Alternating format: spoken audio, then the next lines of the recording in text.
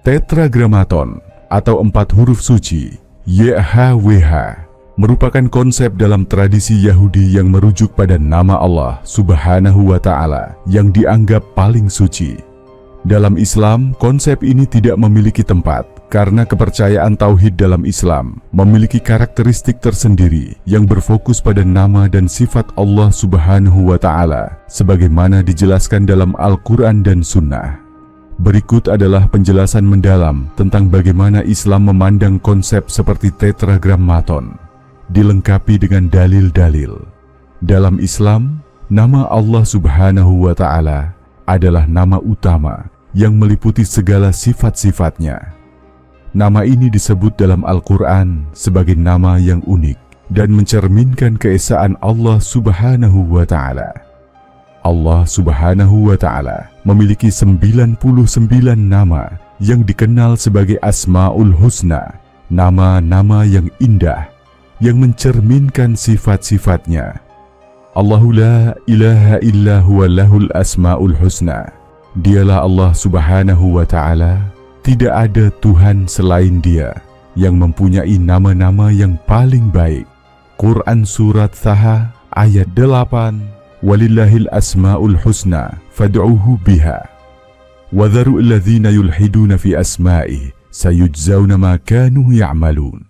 Dan Allah Subhanahu wa Ta'ala memiliki Asmaul Husna, nama-nama yang terbaik, maka bermohonlah kepadanya dengan menyebut Asmaul Husna itu. Quran Surat Al-A'raf ayat 180. Nama-nama ini meliputi sifat-sifat seperti Ar-Rahman yang Maha Pengasih, Al-Malik yang Maha Raja, dan lainnya. Tetapi tidak ada yang lebih tinggi dari yang lain, seperti dalam konsep tetragrammaton. Berbeda dengan tetragrammaton yang dianggap sebagai nama Tuhan yang paling suci dan bahkan tidak diucapkan dalam tradisi Yahudi, Islam mengajarkan bahwa nama Allah Subhanahu wa Ta'ala dan nama-namanya yang lain digunakan secara aktif dalam doa dan ibadah tanpa ada batasan. Islam tidak memiliki satu nama yang dianggap lebih sakral daripada nama lainnya, karena seluruh Asmaul Husna menggambarkan keesaan Allah Subhanahu wa Ta'ala. Katakanlah, serulah Allah Subhanahu wa Ta'ala, atau serulah Ar-Rahman. Dengan nama yang mana saja kamu seru, Dia memiliki nama-nama yang terbaik.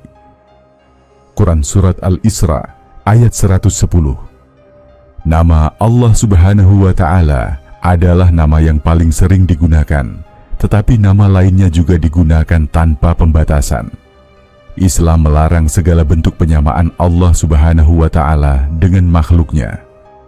Dalam tradisi Yahudi, nama tetragrammaton kadang diasosiasikan dengan makna-makna tertentu tentang Tuhan yang dapat menjadi spesifik.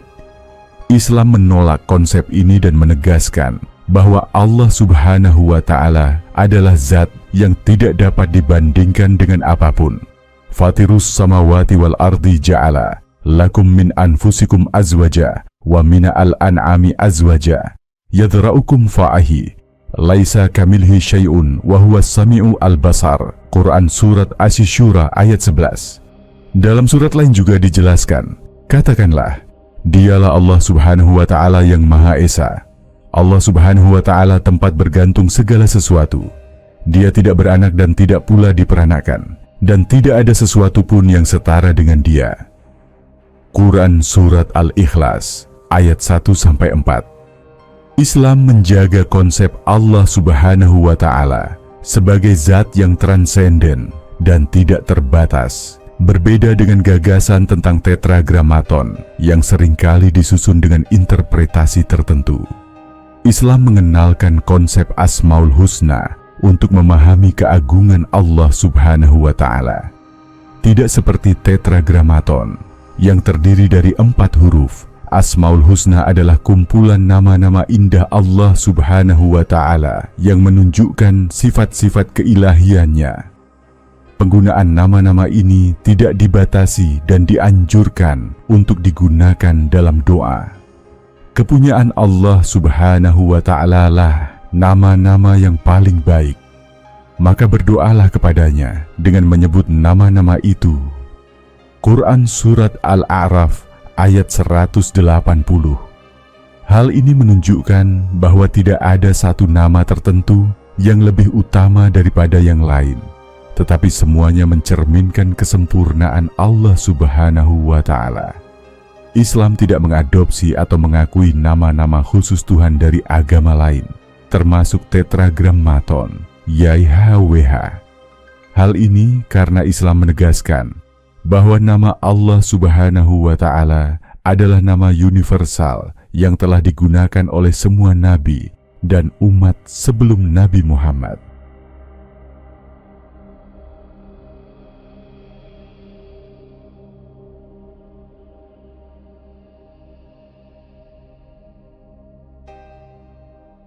Bahkan dalam tradisi Islam, nama Allah Subhanahu wa Ta'ala digunakan oleh Nabi Musa, Nabi Ibrahim, dan nabi-nabi lainnya.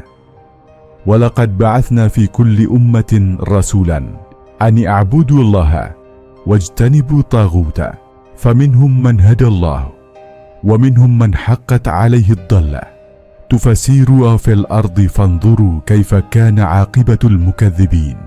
Dan sungguh kami telah mengutus seorang rasul untuk setiap umat untuk menyerukan, sembahlah Allah Subhanahu wa Ta'ala dan jauhilah tagut. Kemudian di antara mereka ada yang diberi petunjuk oleh Allah Subhanahu wa Ta'ala dan ada pula yang tetap dalam kesesatan. Maka berjalanlah kamu di bumi dan perhatikanlah bagaimana kesudahan orang yang mendustakan rasul-rasul. Quran Surat An-Nahl ayat 36. Nabi Musa dan nabi-nabi lain menyeru umat mereka kepada Allah Subhanahu wa Ta'ala, bukan kepada nama yang spesifik seperti YHWH. Dalam Islam, Tetragrammaton, YHWH tidak diakui sebagai nama Tuhan. Sebaliknya, Islam memperkenalkan nama Allah Subhanahu wa Ta'ala sebagai nama utama Tuhan yang mencakup semua sifatnya. Dengan konsep Asmaul Husna, Islam menolak penekanan pada satu nama tertentu sebagai yang tertinggi atau sakral secara eksklusif. Semua nama Allah Subhanahu wa Ta'ala adalah indah dan mencerminkan keesaan serta kesempurnaannya.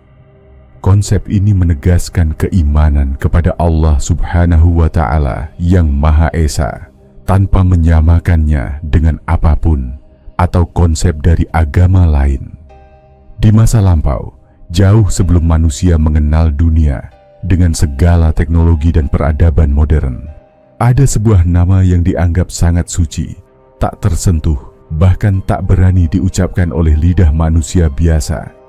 Nama ini dalam keheningan dan kebijaksanaan tradisi Yahudi kuno dikenal sebagai Tetragrammaton. Bagi sebagian besar orang, nama ini mungkin hanya rangkaian huruf. Namun bagi kaum yang memahami kedalaman spiritual, Tetragrammaton adalah lebih dari sekadar nama. Ia adalah esensi dari Yang Maha Kuasa, Tuhan yang menciptakan dan menjaga alam semesta. 4 huruf yang menyusun Tetragrammaton dalam bahasa Ibrani adalah YHWH. Nama ini seringkali dipandang sebagai rahasia ilahi. Orang-orang Yahudi kuno meyakini bahwa nama ini memuat kekuatan Tuhan dan menyebutkannya sembarangan bisa mendatangkan risiko besar, bahkan hukuman dari Yang Maha Kuasa. Karena itu, seiring waktu, nama ini tidak lagi diucapkan secara langsung. Sebagai gantinya, mereka mengganti penyebutan dengan kata Adonai, yang berarti Tuhan dalam bahasa Ibrani atau Elohim. Namun, siapapun yang mengenal kisah Musa tentu pernah mendengar bagaimana nama itu pertama kali diungkapkan. Musa, seorang tokoh yang dihormati dalam sejarah Yahudi, Kristen, dan Islam, menerima panggilan untuk naik ke Gunung Sinai. Di sana, di puncak gunung yang sunyi dan diselimuti awan tebal, Tuhan berbicara kepada Musa dari semak yang menyala tetapi tidak terbakar. Saat Musa bertanya kepada Tuhan, "Siapakah engkau?" Tuhan menjawab dengan perkataan yang mengguncang dunia spiritual. Asher aku adalah aku. Kata ini yang menjadi akar dari nama YHWH dianggap sebagai penegasan bahwa Tuhan adalah Sang Ada. keberadaan yang kekal, tidak berubah, dan tidak terbatas. Di kemudian hari, para imam Yahudi menjadi satu-satunya pihak yang diperbolehkan menyebut nama ini dalam upacara suci yang sangat terbatas, khususnya pada hari raya Yom Kippur, hari besar pengampunan dosa dalam agama Yahudi. Pada saat itulah, imam besar akan masuk ke dalam ruang Maha Kudus di Bait Suci di Yerusalem dan mengucapkan nama Tuhan dengan penuh khidmat dan takut. Momen ini adalah puncak dari ibadah yang menandakan hubungan sakral antara Tuhan dan manusia. Ketika masa berganti, keagungan nama ini tetap terjaga dalam kesunyian, namun selalu ada tokoh-tokoh yang mencoba memahami misterinya. Para penganut mistisisme Yahudi atau Kabbalah misalnya, melihat tetragrammaton sebagai simbol dari kekuatan kosmik yang menyusun alam semesta. Huruf-huruf yang membentuk nama YHWH dipercayai mencerminkan sifat-sifat Tuhan dan menjadi dasar dari kehidupan dan penciptaan. Mereka melihat kehadiran Tuhan di dalam segala hal yang ada, dari angin yang berhembus hingga bintang yang bersinar. Pada akhirnya, tetragrammaton tetap menjadi misteri yang tersembunyi dalam kedalaman sejarah dan kepercayaan. Sampai hari ini, nama itu tetap suci, dijaga dengan penuh penghormatan dan kerendahan hati oleh mereka yang meyakini kekuatannya. Tidak sedikit yang percaya bahwa tetragrammaton bukan sekadar 4 huruf, tetapi adalah simbol abadi dari yang tak terkatakan, Tuhan yang berada di luar jangkauan, namun senantiasa dekat dengan setiap hambanya. Tetragrammaton, 4 huruf sakral YHWH yang digunakan dalam kitab suci Yahudi dan Kristen untuk merujuk kepada Tuhan, telah menjadi sumber kontroversi dalam berbagai aspek teologis, linguistik, dan budaya.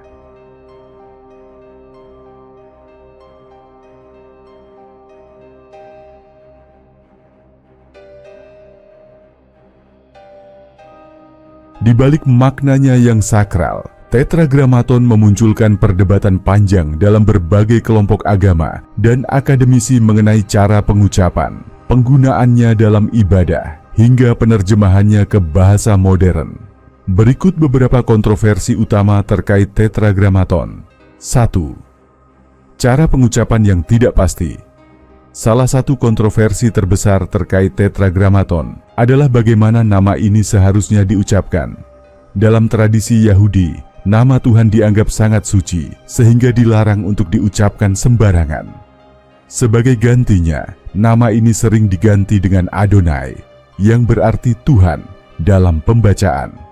Karena larangan ini, pengucapan asli YHWH hilang seiring waktu, dan kini tidak ada yang benar-benar tahu bagaimana tetragrammaton diucapkan pada zaman dahulu. Beberapa akademisi percaya bahwa bentuk aslinya adalah Yahweh, namun tidak ada konsensus yang benar-benar meyakinkan. 2. Penggunaan Jehovah. Bentuk Jehovah muncul dari gabungan huruf konsonan YHWH dengan vokal dari Adonai dalam teks Alkitab Ibrani pada abad pertengahan. Ini kemudian diadopsi dalam beberapa terjemahan Alkitab berbahasa Inggris dan menjadi populer di kalangan saksi-saksi Yehuwa yang meyakini bahwa nama Tuhan harus disebut secara eksplisit dalam ibadah. Penggunaan Jehovah menimbulkan perdebatan karena secara linguistik dianggap tidak akurat, namun tetap memiliki makna religius mendalam bagi beberapa kelompok Kristen. 3. Penerjemahan dalam Alkitab. Dalam berbagai versi Alkitab, tetragrammaton diterjemahkan secara berbeda. Di banyak terjemahan Alkitab berbahasa Inggris, termasuk King James Version, tetragrammaton diterjemahkan sebagai Lord dalam huruf kapital, guna membedakannya dari sebutan umum Lord. Namun beberapa kalangan berpendapat bahwa penerjemahan ini menghilangkan makna spesifik nama Tuhan yang asli. Sementara itu, beberapa terjemahan modern memilih menggunakan Yahweh atau Jehovah yang memicu perdebatan di kalangan teolog mengenai keaslian dan penghormatan terhadap teks suci. 4. Pandangan mistisisme Kabbalah. Dalam tradisi Kabbalah, tetragrammaton memiliki makna yang sangat mendalam sebagai kunci rahasia ilahi. Kaum Kabalis memandang tetragramaton sebagai simbol dari struktur penciptaan dan menyematkan makna metafisik pada setiap hurufnya. Bagi beberapa pemikir ortodoks, interpretasi mistis ini dianggap tidak sesuai dengan praktik Yahudi yang lebih tradisional. Kontroversi ini menimbulkan perbedaan pandangan antara kaum mistis Kabbalah dan mereka yang berpegang pada pendekatan Yahudi konvensional. Penggunaan dalam ibadah modern. Di kalangan Yahudi Ortodoks, tetragramaton tidak pernah diucapkan dalam ibadah dan digantikan dengan Adonai atau Hashem yang berarti nama. Di sisi lain, beberapa kelompok Kristen seperti saksi-saksi Yehuwa menggunakan nama Jehovah secara langsung dalam doa dan ibadah mereka. Ini memunculkan perdebatan mengenai apakah penyebutan langsung nama Tuhan adalah bentuk penghormatan atau justru penyalahgunaan yang merendahkan kesuciannya. Persoalan keenam teologis tentang nama Tuhan. Kontroversi mengenai tetragramaton juga mencakup pandangan teologis mengenai hakikat Tuhan. Bagi sebagian kelompok, nama Tuhan adalah rahasia yang tidak bisa dijangkau oleh manusia dan terlalu suci untuk disebutkan sembarangan. Namun bagi yang lain, menyebut nama Tuhan secara langsung adalah cara untuk mendekatkan diri kepadanya. Pendekatan yang berbeda ini menimbulkan perdebatan panjang mengenai bagaimana Tuhan harus dikenal dan dihormati dalam kehidupan religius sehari-hari. Pada akhirnya, tetragramaton tetap menjadi simbol misteri yang menyeberangi batasan bahasa dan keyakinan. Nama ini mencerminkan upaya manusia untuk memahami Tuhan yang tidak terlihat, serta menggambarkan bagaimana nilai sakralitas dan penghormatan pada Tuhan dijaga secara turun-temurun dalam berbagai tradisi. Tetragramaton merujuk pada nama Tuhan dalam tradisi Yahudi yang terdiri dari 4 huruf Ibrani, Yud He Vav He. Nama ini sangat sakral dalam agama Yahudi dan Kristen, serta dianggap sebagai nama Tuhan yang paling suci dan tidak boleh diucapkan sembarangan. Ada beberapa tokoh dan peristiwa penting terkait dengan konsep tetragramaton. Pertama, Musa dan Wahyu di Gunung Sinai. Musa adalah tokoh penting dalam agama Yahudi, Kristen, dan Islam.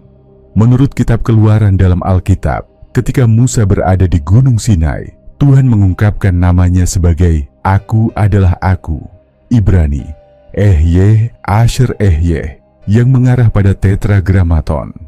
Nama ini mengindikasikan keabadian dan keberadaan Tuhan yang tidak berubah. Dahulu kala, di negeri Mesir yang menyimpan misteri di balik sungai Nil dan pasirnya yang menyimpan kisah-kisah lama, hidup seorang lelaki bernama Musa. Terlahir sebagai seorang Ibrani, namun dibesarkan di istana Mesir. Musa adalah sosok yang terpecah oleh dua dunia. Di satu sisi, ia adalah bangsawan di mata Mesir. Namun di sisi lain, jiwanya terikat pada nasib bangsanya yang terbelenggu sebagai budak.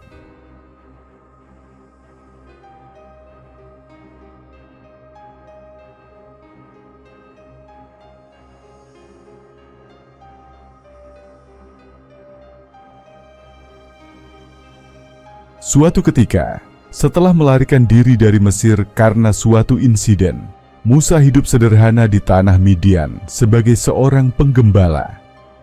Namun di sanalah, di tempat yang jauh dari kemewahan Mesir, hidup Musa berubah untuk selamanya. Pada suatu hari yang tampak biasa, ketika menggiring domba-dombanya ke Gunung Horeb, gunung yang kemudian dikenal sebagai Gunung Sinai, Musa melihat sesuatu yang tak lazim. Semak yang menyala-nyala, namun anehnya tidak terbakar. Dengan hati-hati, ia mendekati api tersebut, hingga sebuah suara yang dalam dan penuh wibawa memanggil namanya Musa. Musa. Dalam keheningan yang suci, Tuhan berbicara kepada Musa melalui semak yang menyala itu.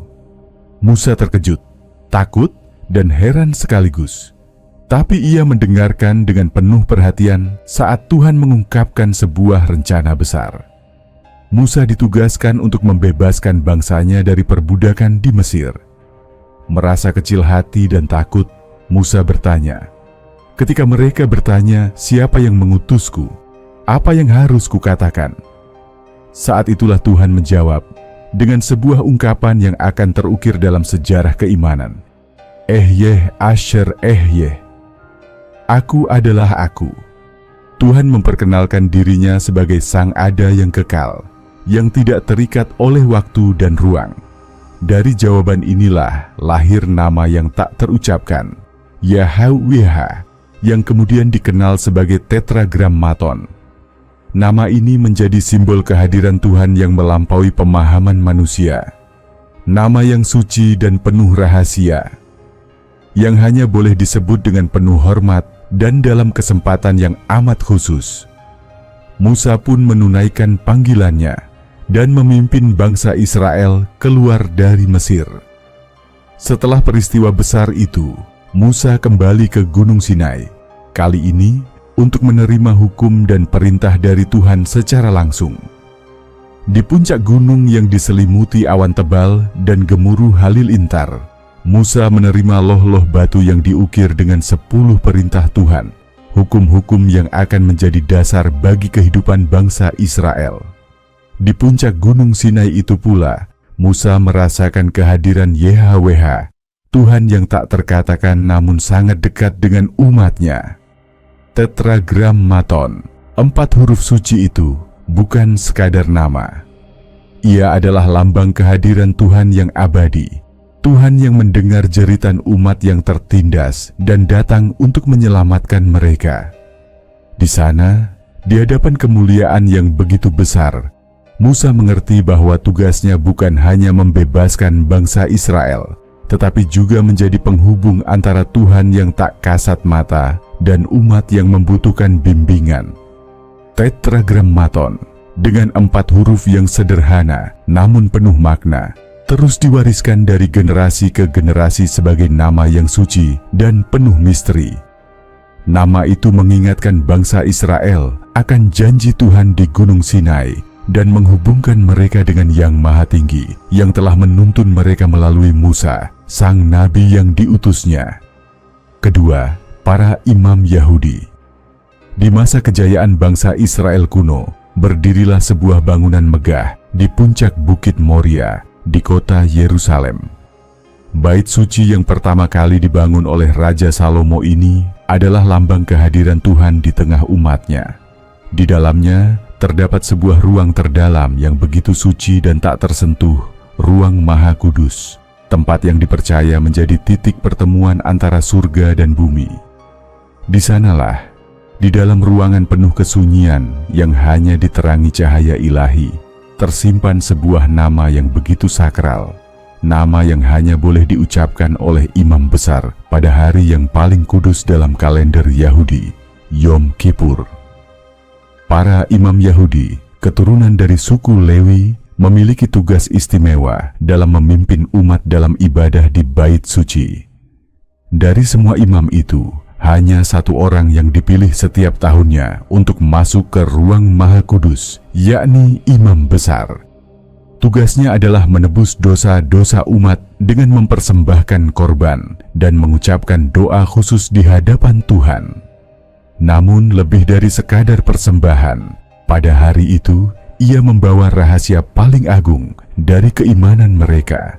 Tetragrammaton, 4 huruf suci, Yahweh, yang mewakili nama Tuhan yang tidak terucapkan. Imam besar dengan pakaian kebesaran yang penuh lambang, mengenakan tutup kepala yang diukir dengan kata-kata kudus bagi Tuhan. Dengan hati yang berdebar dan penuh kerendahan, ia memasuki ruang Maha Kudus. Dalam suasana sunyi yang hikmat, imam besar mengucapkan tetragrammaton di hadapan tabut perjanjian, tempat di mana 2 kerub menghadap satu sama lain, simbol dari kehadiran Tuhan yang tak kasat mata. Pada saat itulah nama suci itu disebut hanya 1 kali dalam setahun, sebagai ungkapan penuh penghormatan dan ketundukan umat kepada Tuhan yang Maha Suci. Di luar ruang Maha Kudus, para imam lainnya dan seluruh umat Israel menanti dalam doa dan harapan. Bagi mereka, momen ini adalah waktu yang penuh berkah dan pengampunan. Mereka tahu bahwa dalam keheningan suci bait suci, Tuhan mendengar doa mereka melalui imam besar, melalui nama yang begitu sakral, hingga tak boleh diucapkan di tempat lain selain di sini, di waktu ini.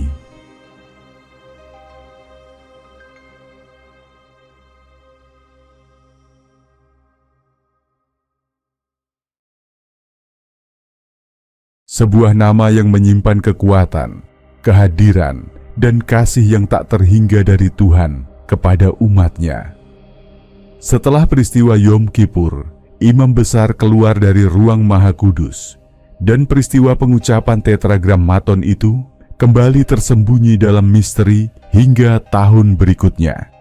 Tak ada yang mengingat atau berani menyebut nama itu lagi di luar dinding bait suci. Karena bagi mereka, nama YHWH bukan sekadar rangkaian huruf. Ia adalah jembatan kehadirat ilahi, rahasia yang hanya boleh diungkapkan dalam kekhusyukan, agar tidak hilang kekuatan dan kesuciannya.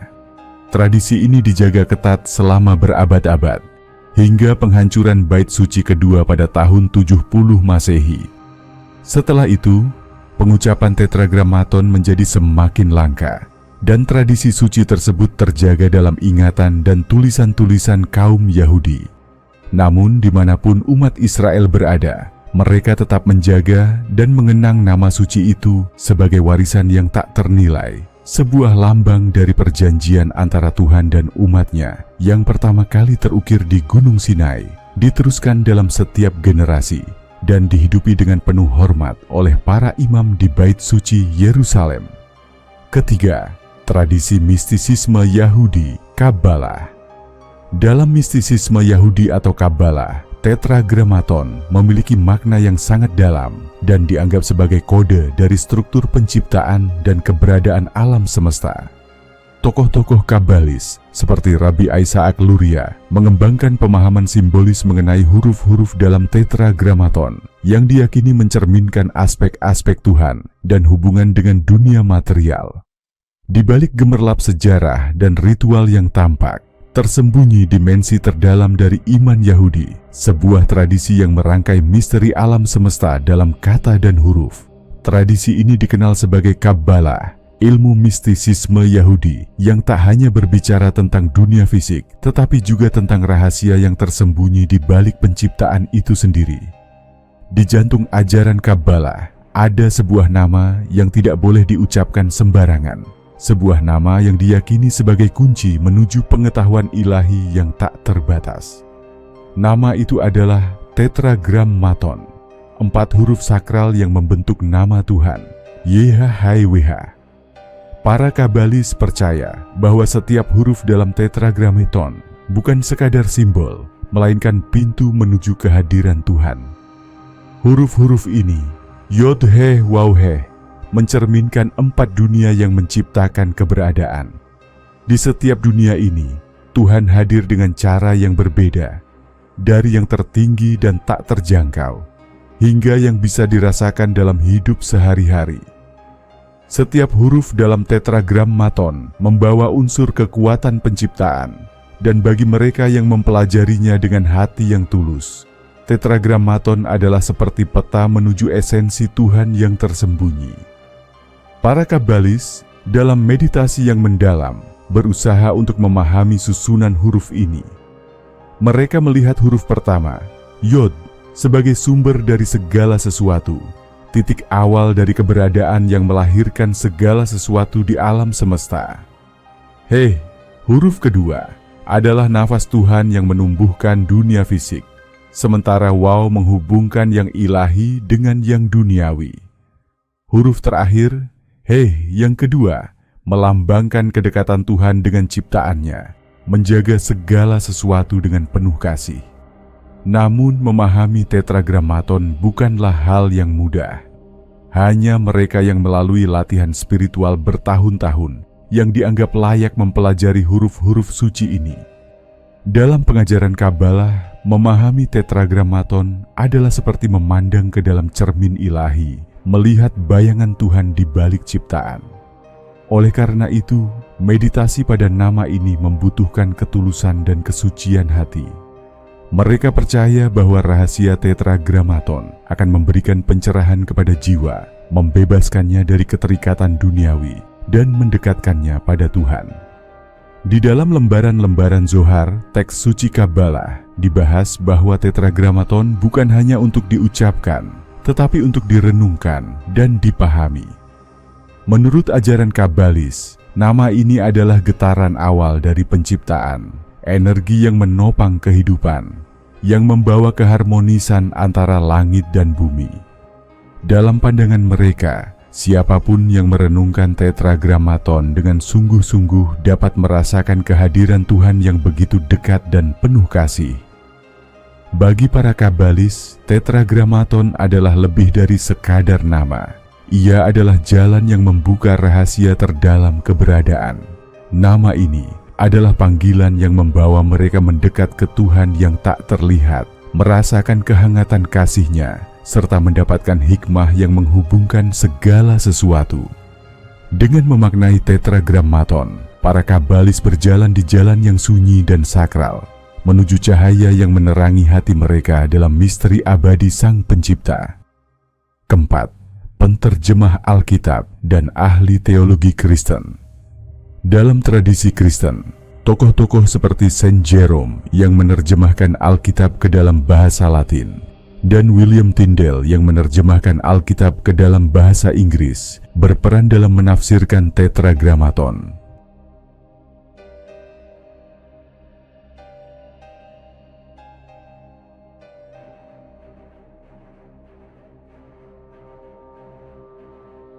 Beberapa terjemahan Alkitab modern menggunakan nama Yahweh atau Jehovah sebagai upaya untuk mengucapkan Tetragrammaton dalam bahasa yang lebih mudah diucapkan. Di masa-masa awal perkembangan kekristenan, ketika Alkitab hendak diterjemahkan dari bahasa Ibrani ke berbagai bahasa dunia, para penterjemah dan teolog Kristen dihadapkan pada sebuah misteri yang mendalam, Tetragrammaton. Nama Tuhan yang terdiri dari 4 huruf suci, YHWH. Nama ini, yang begitu dihormati dalam tradisi Yahudi dan tidak pernah diucapkan sembarangan, mengandung makna yang tidak terhingga bagi umat yang ingin mengenal Tuhan lebih dekat. Namun, bagaimana para penterjemah yang memahami sakralitas nama ini, menerjemahkan ke dalam bahasa-bahasa yang baru, agar misteri ini dapat dipahami tanpa kehilangan kesuciannya? Salah satu tokoh pertama yang menghadapi tantangan ini adalah Santo Hieronymus, seorang teolog yang ditugaskan untuk menerjemahkan Alkitab ke dalam bahasa Latin pada abad ke-4 Masehi. Dalam usahanya yang panjang, yang menghasilkan Vulgata, Hieronymus dihadapkan pada Tetragrammaton di berbagai bagian Perjanjian Lama. Namun, daripada berusaha menerjemahkannya secara langsung, ia memilih menggantinya dengan kata Dominus, yang berarti Tuhan dalam bahasa Latin. Pilihan ini dibuat sebagai bentuk penghormatan, agar umat Kristen tetap bisa menyebut Tuhan tanpa merusak kesucian namanya yang asli. Bagi Hieronymus, Tetragrammaton bukan hanya sekadar nama, tetapi lambang Tuhan yang kekal dan melampaui pemahaman manusia. Berabad-abad kemudian, ketika reformasi Protestan mengguncang Eropa pada abad ke-16, William Tyndale muncul sebagai tokoh penting dalam penerjemahan Alkitab ke bahasa Inggris. Ia memahami pentingnya menyampaikan nama Tuhan dengan jelas kepada pembaca yang tidak mengenal bahasa Ibrani. Dalam terjemahannya, Tyndale menggunakan nama Jehovah untuk mewakili Tetragrammaton. Jehovah adalah bentuk transliterasi yang menggabungkan konsonan YHWH dengan vokal dari kata Ibrani Adonai. Tindakan Tyndale ini adalah terobosan besar yang membawa nama Tuhan lebih dekat ke dalam bahasa sehari-hari umat Kristen. Namun, meskipun demikian, Tyndale tetap sadar akan kekudusan nama ini dan mengajarkan pembacanya untuk menghormatinya. Di masa modern, para ahli teologi Kristen terus berdebat tentang bagaimana Tetragrammaton harus ditampilkan dalam Alkitab dan diucapkan dalam ibadah. Beberapa versi Alkitab memilih menggunakan Yahweh sebagai transliterasi yang dianggap lebih mendekati pelafalan asli, sementara yang lain tetap menggunakan Tuhan atau Lord dengan huruf kapital sebagai pengingat bahwa ini adalah nama Tuhan yang khusus. Meskipun terdapat berbagai pandangan, semua sepakat bahwa tetragrammaton mewakili aspek Tuhan yang lebih dalam, Tuhan yang selalu ada, yang dulu, sekarang, dan selamanya. Dalam usaha penerjemahan ini, para penterjemah dan teolog Kristen berupaya menjembatani umat dengan nama Tuhan, tanpa kehilangan rasa takjub dan hormat terhadap misterinya. Nama ini, yang tersembunyi dalam 4 huruf suci, menjadi pengingat bahwa Tuhan adalah Sang Pencipta yang tidak terbatas dan selalu dekat. Melalui setiap terjemahan dan setiap usaha memahami makna tetragrammaton, para penterjemah dan teolog ini mempersembahkan pengabdian mereka agar umat di seluruh dunia dapat mengenal Tuhan dengan lebih dalam, namun tetap menjaga kesucian namanya. Kelima, pemakaian dalam ajaran Yahudi dan Kristen modern. Di zaman modern, ada perdebatan di kalangan teolog dan sejarawan mengenai bagaimana tetragrammaton harus diucapkan dan diterjemahkan. Beberapa kelompok Kristen, seperti saksi-saksi Yehua, menggunakan nama Yehova atau Jehovah sebagai bagian utama dari kepercayaan mereka. Di tengah gemuruh dunia modern yang penuh kesibukan, tradisi suci yang diwariskan sejak ribuan tahun lalu tetap bergema di hati para penganut Yahudi dan Kristen. Di antara tradisi itu, ada satu nama yang begitu sakral, diselimuti misteri dan penghormatan. Nama ini adalah tetragrammaton, 4 huruf yang mewakili Tuhan dalam bahasa Ibrani. YHWH. Nama ini bukan sekadar rangkaian huruf, melainkan adalah lambang kehadiran Tuhan yang tidak terbatas. Nama yang telah menuntun umat manusia sejak zaman Musa hingga saat ini. Dalam ajaran Yahudi, tetragrammaton adalah nama yang terlalu suci untuk diucapkan. Maka, saat pembacaan kitab suci, orang Yahudi menggantikan penyebutannya dengan Adonai, yang berarti Tuhan. Dalam doa dan liturgi, mereka menyebutkan nama Tuhan dengan penuh hormat, tanpa pernah mengucapkan YHWH secara langsung. Bahkan dalam tulisan, mereka sering menggunakan bentuk singkatan seperti Hashem, yang berarti nama sebagai pengganti tetragrammaton, suatu tanda penghormatan bahwa nama Tuhan tak boleh disebut sembarangan. Setiap huruf dalam tetragrammaton dipandang mewakili aspek-aspek mendalam dari Tuhan yang kekal dan abadi. Dan penggunaan nama ini dalam kehidupan sehari-hari tetap dibatasi dan dilingkupi kehormatan tinggi.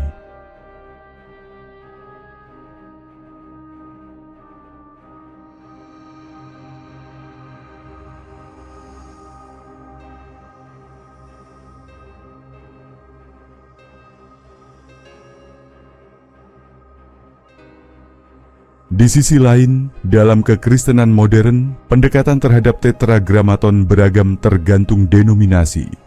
Di kalangan Katolik dan Protestan tradisional, tetragrammaton sering diterjemahkan sebagai Lord dalam huruf besar, mengingatkan pembaca bahwa ini adalah nama Tuhan yang agung dan khusus.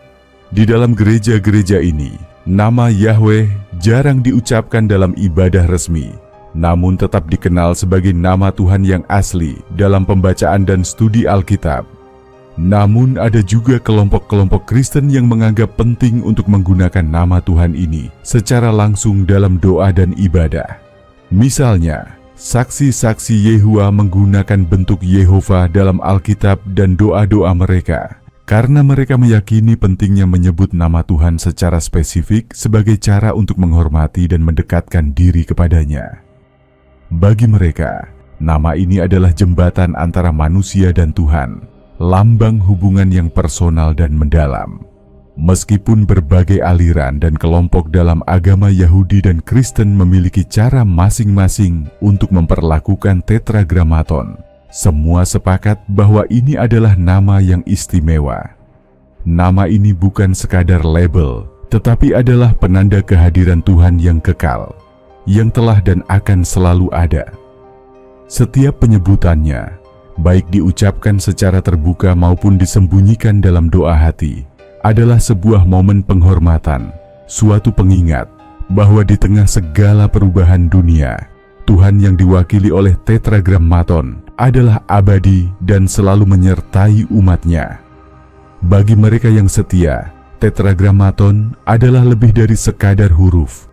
Ia adalah warisan iman, cahaya abadi yang membimbing dan menyatukan umat manusia dengan Sang Pencipta.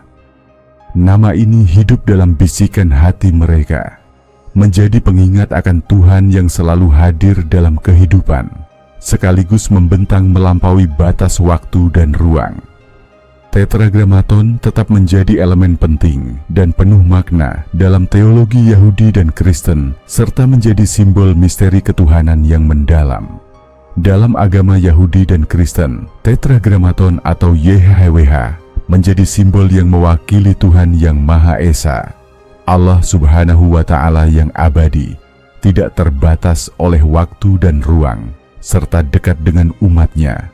Meski Tetragrammaton sendiri bukanlah bagian dari tradisi Islam, memahami tujuan dan nilai yang terkandung di dalamnya dapat memberikan wawasan dan hikmah yang bermanfaat bagi kaum muslim dalam memperkuat hubungan mereka dengan Allah Subhanahu wa Ta'ala.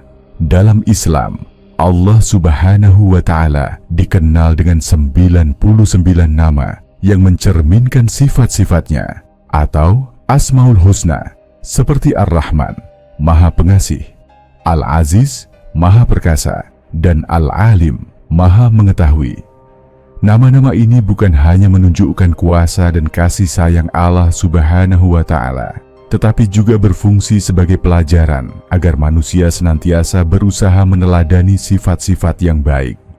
Serupa dengan tujuan penggunaan Tetragrammaton, Asmaul Husna mengajak manusia untuk selalu ingat bahwa Allah Subhanahu wa Ta'ala senantiasa hadir dalam kehidupan mereka, mengawasi dan memberikan rahmat serta ujian sesuai kebijaksanaannya. Mengambil pelajaran dari Tetragrammaton bagi kaum muslim dapat menjadi sarana untuk merenungkan sifat Allah Subhanahu wa Ta'ala yang kekal dan maha kuasa. Dalam Islam, konsep keesaan Tuhan adalah fondasi utama yang dikenal sebagai Tauhid. Tetragrammaton mengajarkan keesaan Tuhan dalam agama-agama samawi, mengingatkan bahwa Tuhan adalah satu dan tidak ada yang setara dengannya. Suatu pandangan yang juga sangat dijunjung tinggi dalam Islam. Seperti dalam surat Al-Ikhlas, katakanlah, Dialah Allah Subhanahu wa Ta'ala yang Maha Esa. Dengan merenungkan makna ini, kaum muslim dapat lebih mendalami rasa ketundukan dan ketergantungan kepada Allah Subhanahu wa Ta'ala dalam setiap aspek kehidupan. Selain itu, pelajaran dari Tetragrammaton juga mengajarkan rasa hormat dan kesucian terhadap nama Allah Subhanahu wa Ta'ala. Dalam Islam, umat diajarkan untuk memuliakan nama Allah Subhanahu wa Ta'ala, tidak menyebutnya sembarangan atau dengan cara yang tidak hormat. Allah Subhanahu wa Ta'ala adalah nama yang penuh keagungan, dan menyebutnya sebaiknya dilakukan dengan hati yang bersih, jiwa yang tenang, dan dalam suasana khusyuk. Ini selaras dengan tujuan Tetragrammaton dalam mengajak umat agar mendekati Tuhan dengan rasa hormat dan rendah hati, menyadari bahwa Dia Maha Besar dan jauh melampaui pemahaman manusia.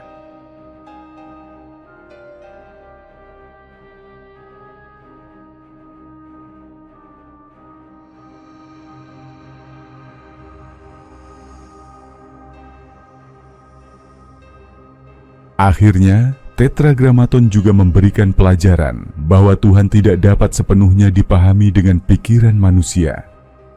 Dalam Islam, Allah Subhanahu wa Ta'ala dikenal sebagai Al-Ghaib yang tak terlihat, dan konsep ini mengajarkan bahwa meskipun kita mengenal nama-nama Allah Subhanahu wa Ta'ala, sifat hakikinya tetap merupakan misteri yang tidak akan pernah bisa dicapai sepenuhnya oleh akal manusia. Ini mengajarkan umat muslim untuk selalu rendah hati dalam keimanan, menyadari keterbatasan manusia dan menyerahkan diri sepenuhnya kepada kehendak Allah Subhanahu wa Ta'ala yang Maha Mengetahui. Dengan demikian, Tetragrammaton mengajarkan konsep keesaan Tuhan, rasa hormat terhadap nama dan kehadirannya, serta pengakuan atas misteri ilahi yang melampaui pikiran manusia.